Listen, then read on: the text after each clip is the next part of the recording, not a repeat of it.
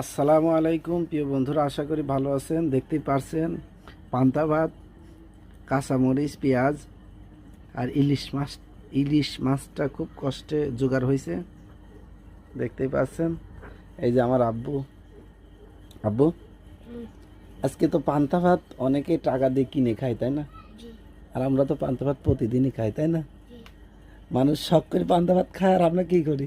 আমাদের পেশা হয়ে গেছে গরম পড়লে পান্তা ভাত খাওয়া, তাই না?